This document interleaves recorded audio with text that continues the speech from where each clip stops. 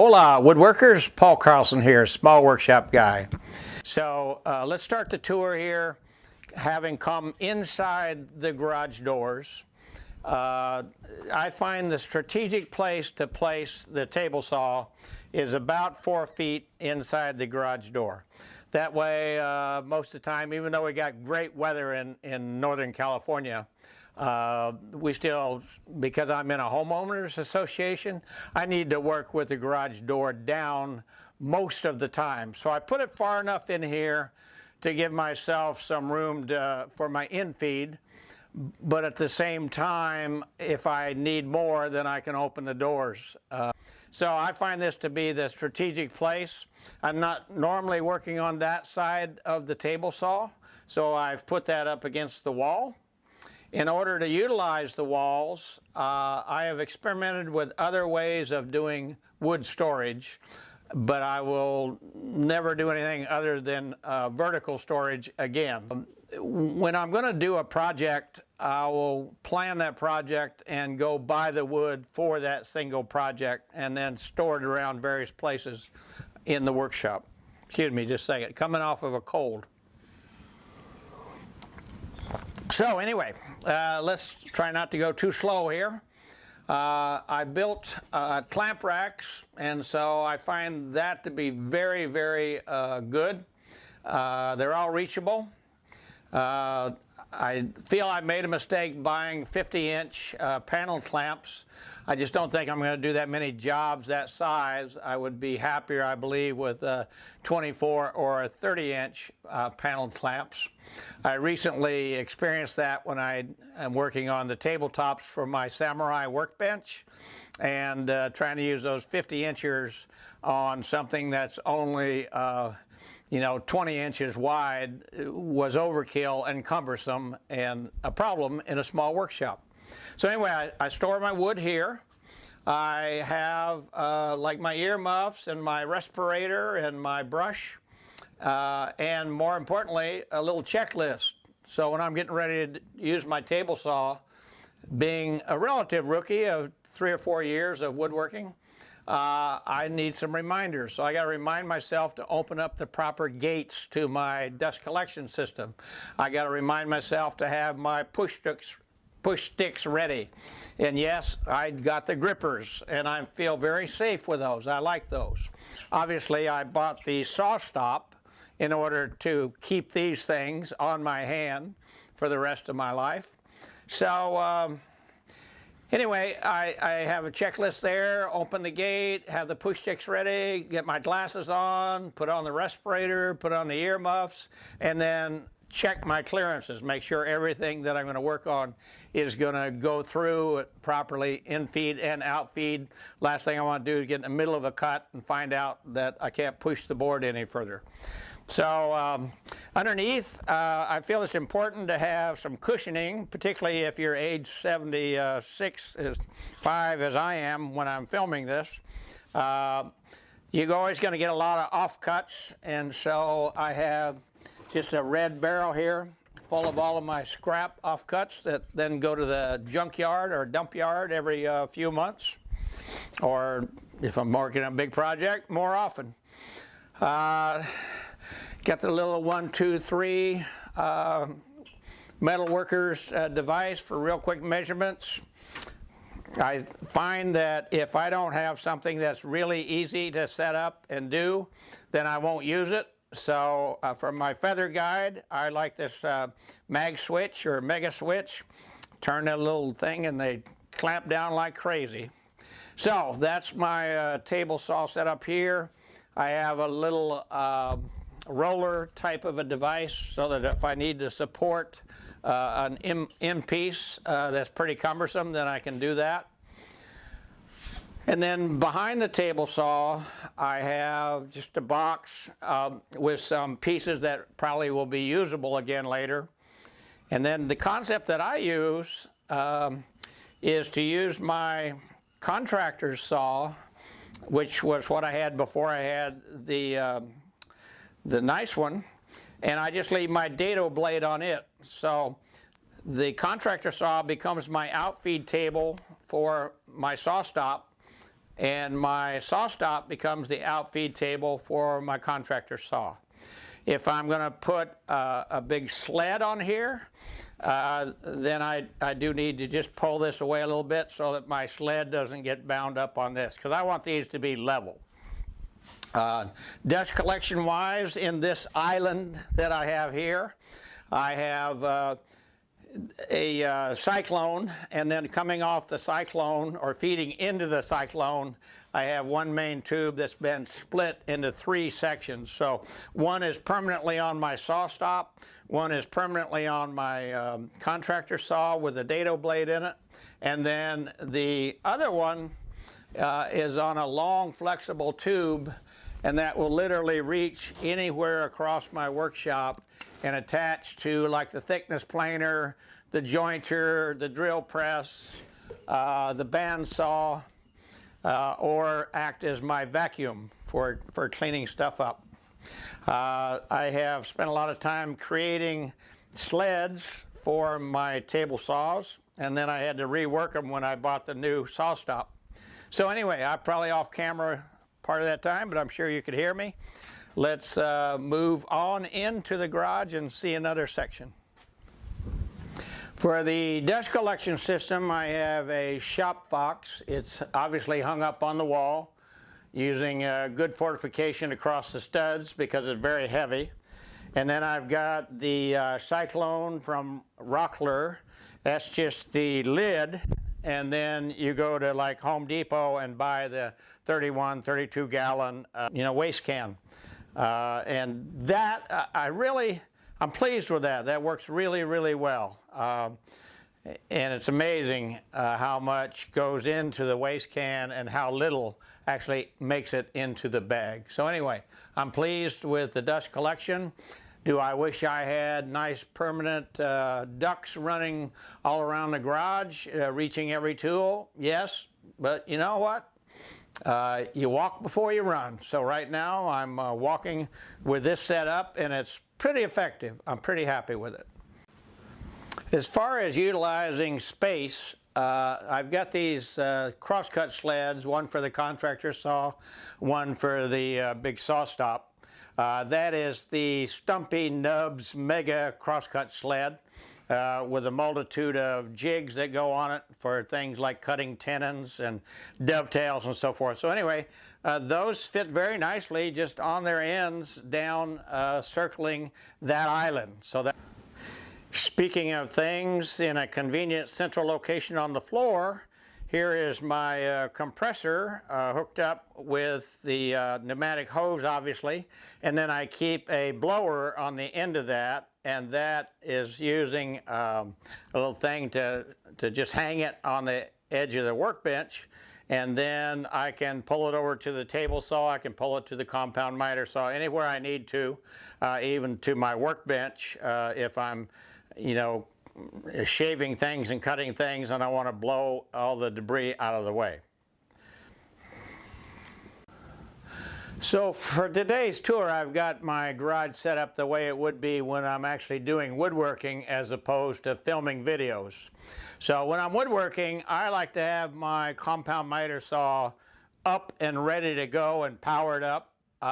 If I got it stuck over in a corner somewhere and I need to move it and plug it in and everything, then I'll end up grabbing a hand saw and doing something instead. So I like my power tools, I like to use them, so the idea is to have them set up 100% of the time when you're actually working. So I had the island over there with the contractor saw and the saw stop and the clamps and the wood storage, and then I've got a second island here with my temporary work table, and it is got the electrical on it, and it's got storage underneath for a lot of my jigs for my Stumpy Nugs Mega Crosscut Sled. And so this is my work table, multiple layers of MDF and plywood, extremely heavy, doesn't rack on me too much, but it's in the process, and that's what these are, of being replaced with a 5-foot version of the Samurai work table. So that's my project for the next couple of months. I take my time, and by the way, if you want to slow down your woodworking, then decide to become a YouTube channel, because you'll bring your woodworking to a screeching halt until you get it all figured out. So that's what I've managed to do, and I'm looking forward to getting back to more of my real woodworking and less time now that I've kind of figured it out on shooting the videos. Lighting wise, I like to have on my work table a little movable light. When you get to be in your mid-70s, your eyes start to fail, and so having proper lighting is critical. I even have some shop lights that I can put up on the bicycle tires and add some additional illumination. So anyway, does it work? Looking forward to getting my Samurai workbench in here with real nice materials. The compound miter saw you're looking at is on a device called a Portamate, and the Portamate swings, the wings swing up, and then you can even raise a little platform. Well, why don't I show you? So let's take a look at this Portamate. Underneath there, actually, I have a shop vac, and that's connected all the time to my compound miter saw. Okay, so these wings fold up here, and this even comes up as to be level with the bed here, or goes down. You can even release a couple of latches and rotate that miter saw underneath the table and pull up the other wing and have a 7-foot assembly table or work table. So very, very versatile. I highly recommend it. And it's on rollers. And so when I'm like shooting videos over here, I just pull the entire unit back over here against some of these other devices. So I'm very, very happy with that. I know most people have their compound miter saw on the wall with big workbenches on both sides. I find this works for me. Multiple ways to skin the cat. I absolutely love the concept of the tool wall. So here's my workbench, and here's everything that I need with any frequency. What I did was, obviously this is just plywood here with some varathane on it, and then drill some holes and put in some dowels and just lay things out in an organized manner. But another thing that I really liked that I did was I put a just, you know, a inch wide by 5-inch and 6-foot long board up above, secured to the studs, and then I simply put these bicycle hooks in there. I bought about 12 of them off of Amazon, hung those up there, and I find that to be very, very convenient to hang up my hand power tools and some of my clamps. I considered doing cubicles, but I just thought that dust would collect on the top of the cubicles, dust would collect on the tools inside the cubicles, and that would be a problem. I like this better. I can take out the old blower and I can just blow the dust off of everything and right out the garage door. So I do that about once a month. So anyway, on my tool up above, I have my pneumatic tools, my staplers, my nail guns. I have the little skill saw. I have the jigsaw. I have some clamps. I have a little, you know, router, compact router, trim router. I have some more clamps. I have some more drills. Starting over here, you know, I've got my woodworking hammers. I got my Craig clamps. Don't do a lot of the Craig stuff anymore. I've got my Narex chisels, both the bevel edge chisels and then also the mortise chisels. I've got a number of blades of different types separated with little styrofoam so that they're not leaning against each other. I've even got some Narex Screwdrivers, kind of disappointed in those. I wish they were beefier down at the end. They must have been for a different purpose. Got my Japanese saws, then I've got, obviously, my planes. So the first plane I got was a Stanley Bailey number 5 for $69. Absolute piece of crap. So anyway, I've got some nice ones. I've got the number 7 Wood River. It's a convenient place to hang your little magnetic angle devices on it. You know, some people don't like that approach because then you got to take those off there to grab it. Well, I don't grab the number 7 jointer plane all that often. I've got a brand new, very happy to have it, low angle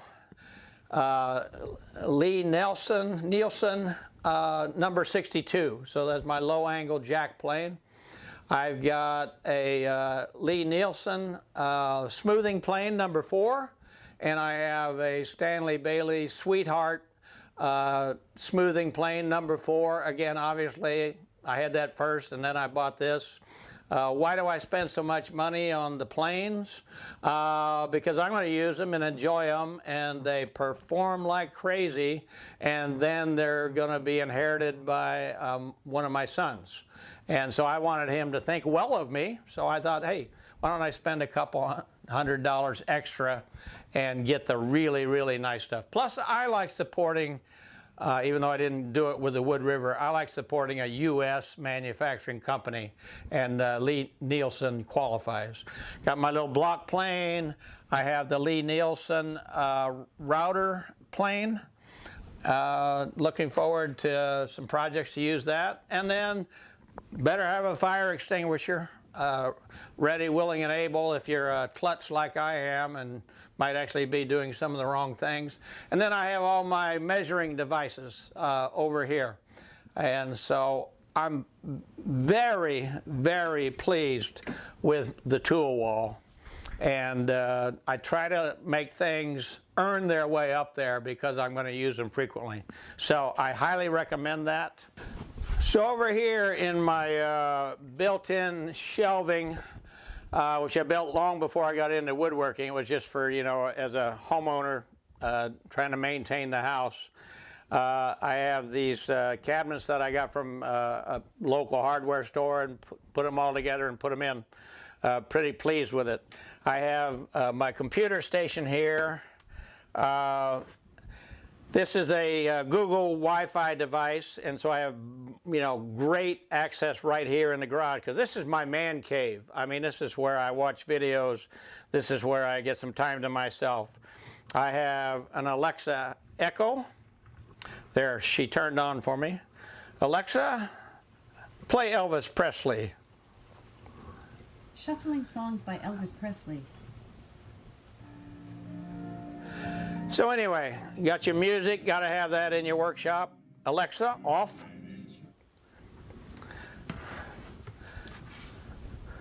Alexa, what is 3 divided by 8? 3 divided by 8 is 0.375. So anyway, she's very helpful to me when I need to do conversions from even inches to millimeters and so forth.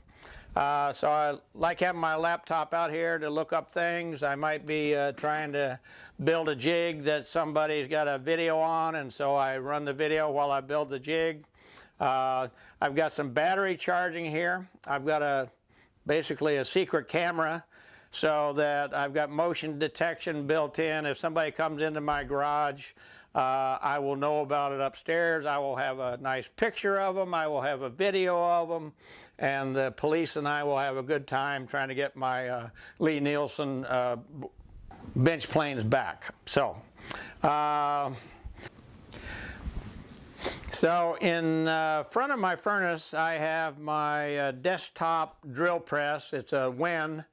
I didn't know what I'm doing when I first was buying this equipment, so I went as inexpensively as I could until I could get some experience and learn what the trade-offs were and so forth. Actually, it turns out, even though that's maybe a $250 or maybe less drill press, I've been very happy with it. But maybe that's a question of not knowing what you're missing. That's obviously sitting in front of my furnace and my water heater. I'm very careful to blow out my garage at least once a month to get all the accumulation of dust and everything off of any ducts so that I don't end up creating a fire. So that's my drill press. All right, not in the most accessible place, but this isn't where I use it, is my Q-Tech 8-inch jointer. And I didn't spend a whole lot of money, I think less than $500. Once again, not wanting to go crazy until I learned the ins and outs and the pros and the cons before I upgrade to the better devices. Got a little inexpensive router table, got a piece of junk Ryobi router underneath there.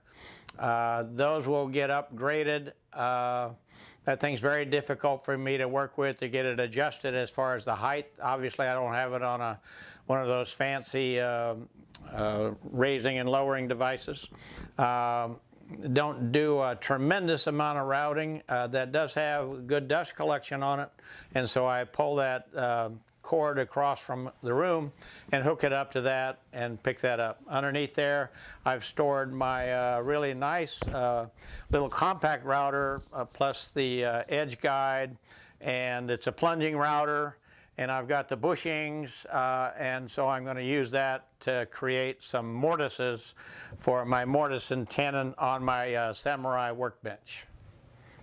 So on the remainder of this wall over here, I have a pegboard system on the back, and then I've got like work lights, extension cords, the broom, sheet rocking, putty knives and things of that nature, a lot of things to hold together carcasses when I'm doing joinery work, staplers, my Craig devices, any kind of jigs I bought, extra blades for the bandsaw and so forth.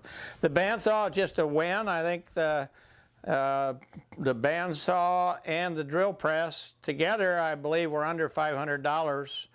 Again, it's been working great for me. Maybe I don't know what I'm missing, but I've been able to do the things I wanted to do on a bandsaw. When I get into maybe finer furniture and carpentry, I'll realize that it's a piece of crap, but at this point, it works pretty darn good for me. Lighting-wise, recommend something. This is a little sewing machine light. It's got a powerful magnet in it. It's electrical. So when you got these devices and you're next to electrical, which obviously you are because they're powered, you can put that puppy on there, little LED lights, put it where you want it, and get the illumination you need. You know, these things that come with it, you know, they need a little Viagra. I don't know how they build them, but they don't stay where you need them to stay. So, like I say, some Viagra would be good for those. For the stand that my bandsaw is sitting on, that came with it, I teach it all the time, my sharpening system. So I just take that off, put it over on my workbench, and keep it out if I'm doing any chiseling or any bench plane work. Now, in a small workshop, again, the secret is to find places to put things. If I put that away in a drawer, then I won't get it out. If I have it there where I can grab it and in 5 seconds have it ready to go, then I'll use it and I'll keep my stuff sharp as I work. Then I've got a Wen thickness planer, no complaints, seems to be working great. Again, maybe I'm just naive and don't know what I'm missing. I built a stand for it, and then that stand, of course, has some open area to store things like dado blades and various devices, and then a couple of drawers for nails and screws and all of those kinds of things. So that is that section of the garage. We've made the complete tour now. We've gone from the opening right-hand side all the way around, my tool wall, my back shelf, my drill press. I got a lot of stuff in here. And let me show you one more set of stuff that I have in here. And finally, since I am part of a family, and I do have 2 grandchildren living with me, they're 14-year-old twins. I love them boys. One of them is got a body I wish I had, and so he's got some weightlifting equipment.